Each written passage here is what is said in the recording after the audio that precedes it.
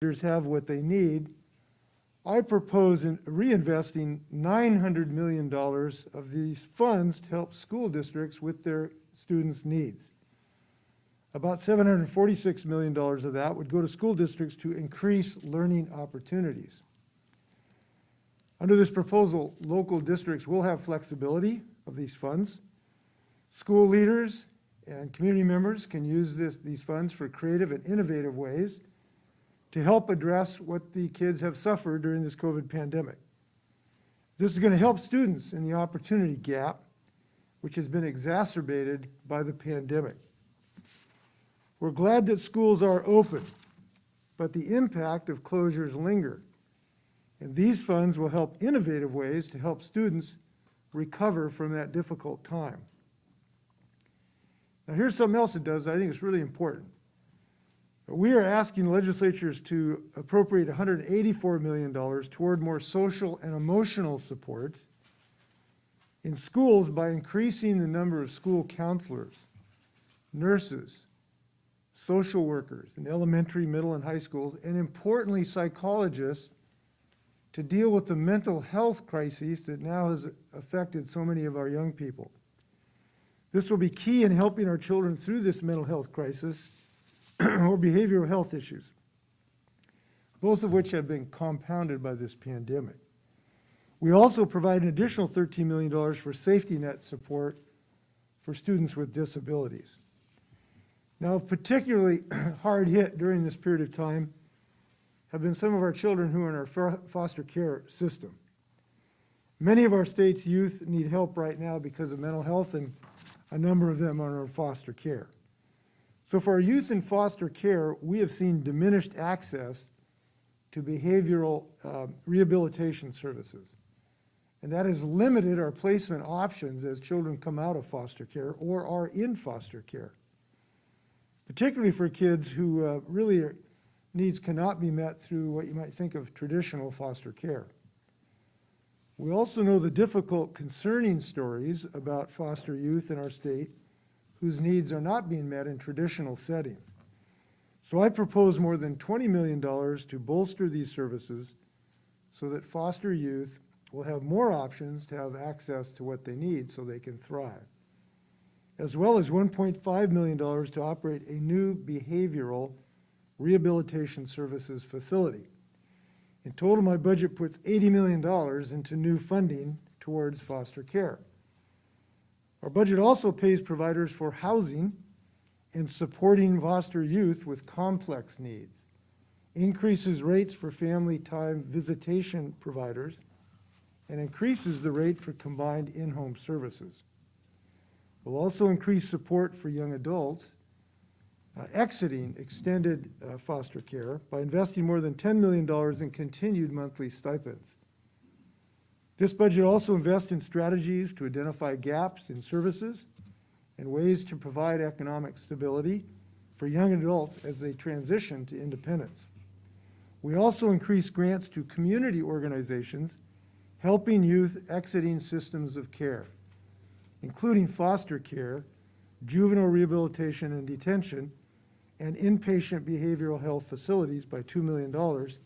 I particularly appreciate Trudy's advocacy to help these kids transition to a better life, frankly. Now, we also want to help people who have, because of chronic inequity in our society, have been economically suffering. So our budget would create a $125 million community reinvestment grant program at the Department of Commerce. This is for programs in Washington communities affected by severe economic and social disparities. These disparities are the consequence of historically inequitable use of criminal laws and penalties in the war on drugs. The Department of Commerce would lead this program to help people back from the inequities created in the past through supports for loans and grants to assist businesses and first-time home buyers. These grants will create economic development to reduce poverty in impacted communities with financial literacy programs, civil and criminal legal aid, reentry services, and violence prevention. I'm excited about this creative approach to long-term inequity. Now, we know we need work in transportation. So we are rolling out a strong transportation budget as well. My 2022 transportation budget is no ordinary supplemental approach, as we're using both one-time dollars from the state's funds, including the general fund, and new federal funds, along with other funds to provide nearly $1 billion of resources to our transportation budget. That is very unusual for a supplemental budget. It funds clean transportation to continue reducing greenhouse gas emissions from our transportation sector, and strategic investments to improve ferry service reliability, which we really, really need. It will let us stay on top of critical projects on major highways, like the 520, 405, and 167 corridors that we do not want to see halted, and make sure that those projects continue. Our budget also supports increased diversity and inclusion in the transportation sector, and the budget delivers on our commitment to the advancement of high-speed ground transportation for the Cascadia region.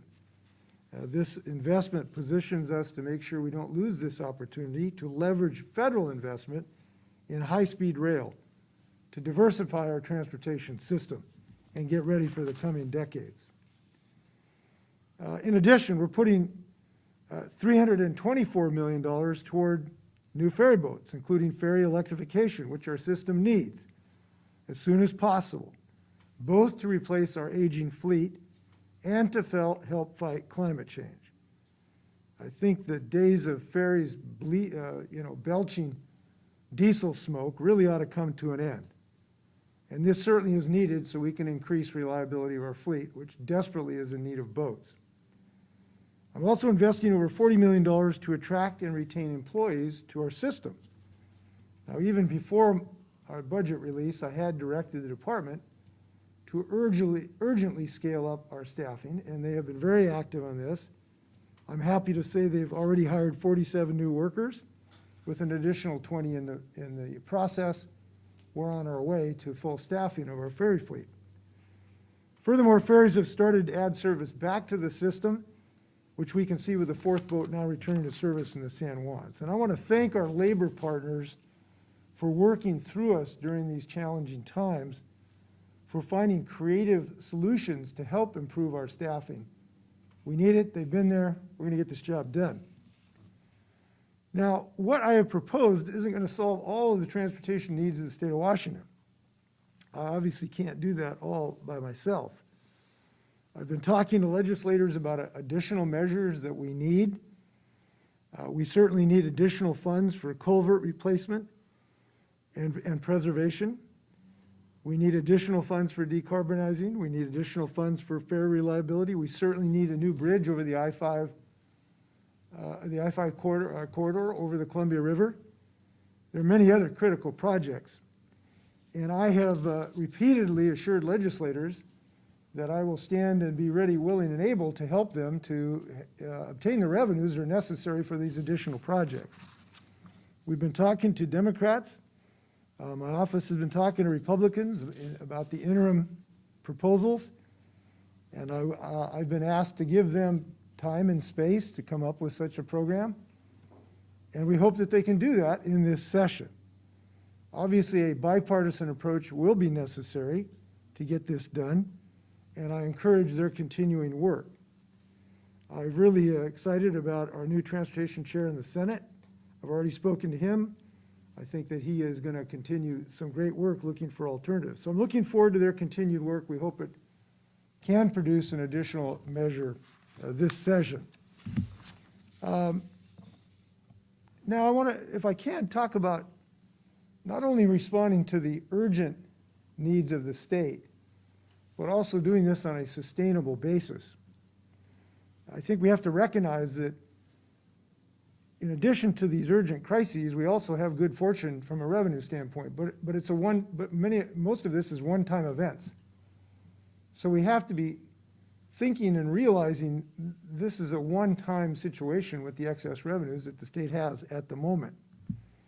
So we wanted to make sure that we have a sustainable budget, and we have produced one.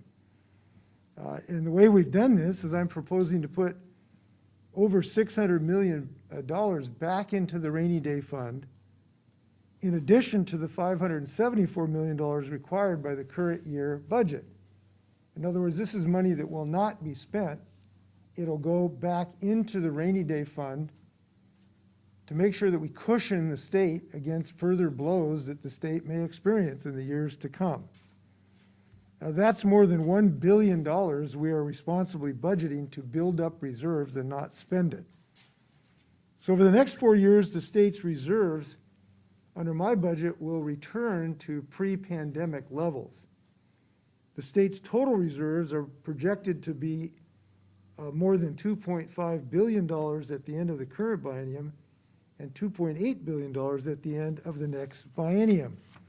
I think this is a responsible thing to do to get us back to a position where we can not have roller coaster budgets because of untoward events. So these are some of our proposals. I know there are hundreds and thousands, but these are the ones that I think respond to the most urgent needs of the state of Washington, and I look forward to working with the legislators on all of them. With that, you may fire when ready. Gridley. So Governor, I know you said there was a concern about sustainable budgets and this one-time money, but state revenues have been consistently strong over the last few forecasts. As you know, your Republican lawmakers in both chambers have been calling for some kind of tax cut, property tax or sales tax, especially given current inflation rates. So why not include that in this budget? Well, it's a simple fact. The need for expenditures are going to go on, but the revenues are going to go away. And folks who get stars in their eyes and think that this revenues continue to come pouring in is totally unrealistic. We know that we will continue to need dollars for educational funding. We know that we just got our nose above water on McCleary, and to go back and pull the rug out from under the financial system, which allows us to meet McCleary, I think is something we should be concerned about.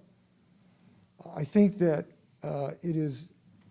would be beguiling to think that we can do something that would permanently reduce the ability to service the needs of Washingtonians. We certainly need, the homelessness problem will continue for some period of time. The mental health services needs of the people will continue for some time. Our efforts on climate will need to continue for some time. But this money is going to disappear. So doing something, certainly on a permanent basis, I think we should give great thought to before we would go in that direction. Now, the other reason, and the most basic reason, why do we need to do this? It's because kids need mental health service. It's because people need housing, and people want a solution to the homelessness crisis across the state of Washington. It's because we need to make investments to deal with climate change. We need to help people prevent forest fires and respond to forest fires. We have these needs. Fundamentally, that's the reason. And so we propose to do that. Now, as far as our taxes, I want to show you a chart here, too, when we talk about taxes, just to put any discussion of taxes in context. I'll show you a graph which shows where Washington ranks in total tax collection, state and local, per $1,000 of personal income. So this is a chart to show where Washington ranks relative to other states. And in fact, we're just dead in the middle. We're 24th state as far as per capita, per $1,000 taxation. We're in the middle. This is not some extraordinarily high tax state. And we managed to do with that some really good things, including having a great college system and the best college scholarship program in the state. And now we're doing some necessary things as well. But that is the reality. Now, The first of three that are going to come out, House and the Senate will both release their own budget proposals. If lawmakers ultimately do incorporate some sort of tax cut into their budgets, would you sign that? I can't answer that question. It depends on the circumstances that then existed. If we got additional revenues that came in over the transom in the next 2 or 3 months, that certainly would be of interest to me. So I don't issue veto threats on the first day I've issued my budget, but I do believe the things we have proposed respond responsibly to the crises we have. And I'm not sure in the middle of a pandemic, in the middle of a mental health crisis, in the middle of a homelessness crisis, in the middle of an educational crisis caused by our kids' learning loss during COVID, that's really the right moment to really be doing big tax cuts. That's my current thinking. Governor, does your budget take into account the potentiality that the state Supreme Court of the voters might strike down the capital gains tax on the books? No, I don't. I mean, it's on the books, it's law, and we don't take that into consideration. I'm glad it is law. It has put the burden of additional services or the need to support those on those who can most afford it. And it rights just a little bit the gross inequity of our tax system that has been unfair to working people. So I am fully supportive of it. And I am hopeful that the Supreme Court will uphold it. Governor, I understand that there's money in your budget to study at least or look at possible mainland locations for the Special Convention Center on McNeil Island. Can you speak to the thinking behind that? What's motivating that? Well, first what I want to say is we have made no decisions about McNeil Island, but it is clear that the expenses of maintaining that facility per person who resides there is just going through the roof. And the numbers of people who are there is going down, but the costs are going up dramatically. I do think it's appropriate to give some thought to see if there's some alternative that can be both meet our constitutional requirements and save the taxpayers' dollars. And so we're going to start at least looking at some options. Just briefly, can you speak to the potential public safety concern folks might have about having that on the mainland? How do you think this can be done safely? Well, because it is being done safely in many of our facilities across the state of Washington. We operate, I wish I had the number of correctional facilities, and they're being operated safely for the residents. And a lot of the residents work at these facilities, and we've been successful having safety for communities. That's the best evidence. That is not to say that if there is some siting decision years down the pike, the community members won't have legitimate questions to ask and require of the state that they would offer safety to these facilities. But in most of the circumstances where we have tried to site these institutions, we've been successful, and because we've shown that they're safe. That's not to say there's not concerns. Anytime you bring change, there's always concerns. Governor, can I ask about the Omicron variant? You bet. I know you're concerned about it. Do you think, with it running wild the way it is, that you're going to need your emergency powers to further roll back some of the economy, clamp down on restaurants and businesses again? And if you don't need your emergency powers for this, is it time to end the emergency and allow the legislature to join you in the battle? Well, the legislature is joined with me in the battle. They confirmed, I think it was 21 of my emergency rules last session. They have not acted to reverse a single one of my orders because they know they have incredibly high support of the Washington people.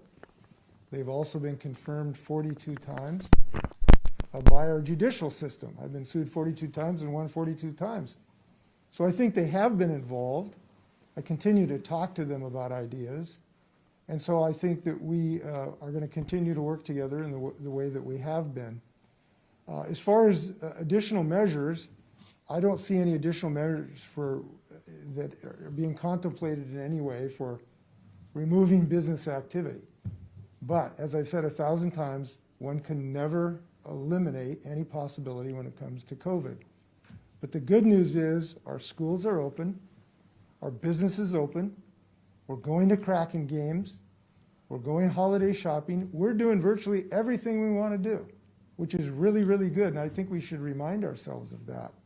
I want to keep it that way, and the best way to keep it that way is to encourage people to get vaccinated, including getting boosters. One thing, if I can mention the Omicron, the most important message to me from Omicron is if the boosters were important 4 weeks ago, they're 5 times important right now with the presence of Omicron. So we really hope people will get in and get their booster shots who've had their first 2 doses. Very, very important.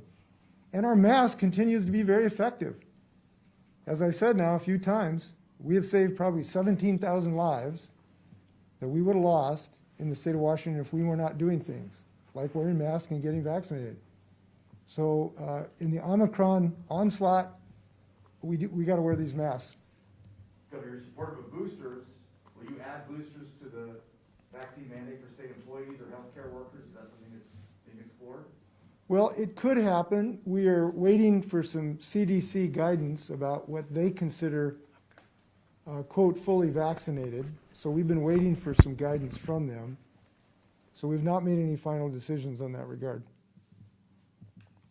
Governor, back on the If I may, if I just talk about Omicron just a little bit more though. This has been very difficult for people for 2 years on this roller coaster with these variants.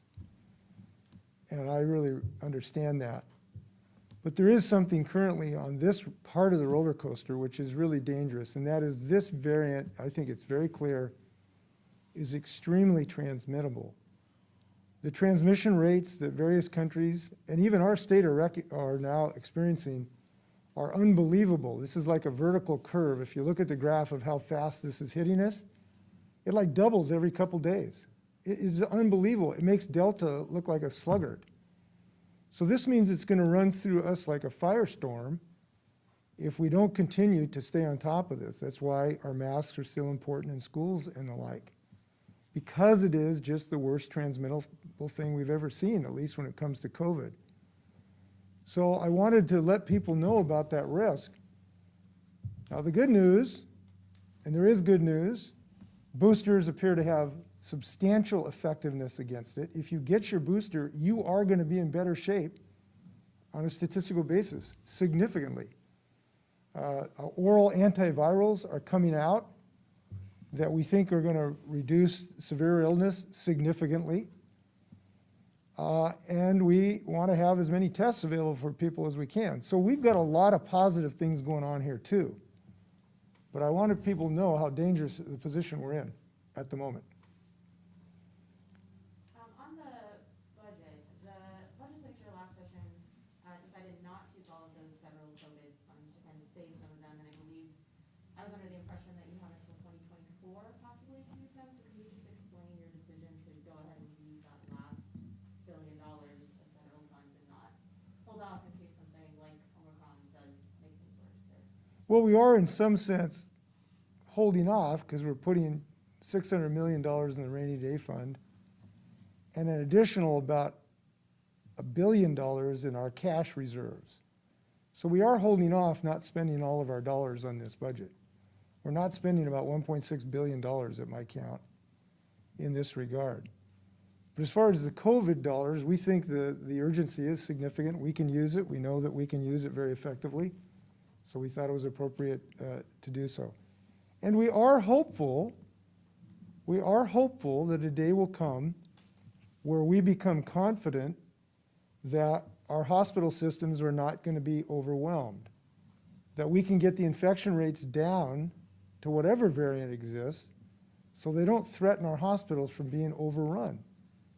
And when that time comes, we can reform, get back to largely normal activities, including not having to wear masks. But to get to that point, we got some work to do to get there. Can I ask a quick follow-up on Omicron? If you see the case counts do a vertical spike, but you don't see a corollary increase in hospitalizations, I guess, and or deaths, are you comfortable letting it sort of go its course without taking additional actions? Or would case counts alone, that vertical spike, be enough for you to say, wait a second, we gotta change this? To me, the salient criteria is hospital capacity. What I'm trying to articulate is I don't think the goal at the moment is to eradicate COVID from the planet Earth. We did that with smallpox. I think it's unlikely with COVID, at least in the foreseeable future. Our goal ought to be to get down the transmission rate and get up the oral antivirals and all the other medical systems we have to prevent the hospitals from being overwhelmed. That, I think, should be the criteria. If we can get to that point, it becomes more like a flu situation, where we get a flu shot, and the hospitals are not overwhelmed. We still are losing people due to the flu. And I hope that we can get to that status where we can not have mandates, I hope, and be in a position not to be losing a lot of Washingtonians' lives. So that's what I think the goal ought to be. And this week, the Washington Hospital Association said they've got a lot of people in hospital beds who are ready to discharge, but nowhere Yes. to go. They mentioned that I think, is it New Jersey or New York actually deployed the National Guard in nursing homes to help deal with staffing issues. Is there anything like that being considered to clear those hospital beds out in advance of whatever Omicron bears?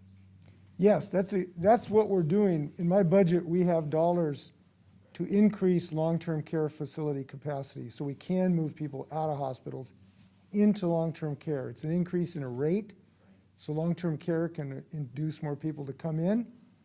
We also have help for training dollars to get more nurses, because we have a nursing shortage. So we have, What about in the short term? I'm sorry? What about in the short term, in the immediate short term? Well, the immediate, as soon as we get this money out the door, the long-term care people know I'm gonna have a better budget. I can start hiring more people and increasing my capacity. That's as fast as we can. Guard deployment for the Not at the moment. There's nothing at the moment under consideration. Now, could there be at some point? Yes. Yes, if we get to the place where people are out in the parking lot when they can't breathe, yes, there are some possibilities of that. Other questions? I don't think we have anybody on the phone. Anybody? Going once, going twice? Given the situation, this is a child protective service question, having to do with the search for a little girl down in Oakville, Oakley. What are your thoughts on that? And do you feel confident CPS has acted appropriately in her case? Well, my thoughts are, obviously, our hearts are just, broken about the concern about this young person. I have not had any chance to review what has gone in this particular case, but I know that the people who work there care deeply about the children that they want to take care of, and I'm sure they're doing everything they can. Okay, thanks very much. Good luck. Happy holidays.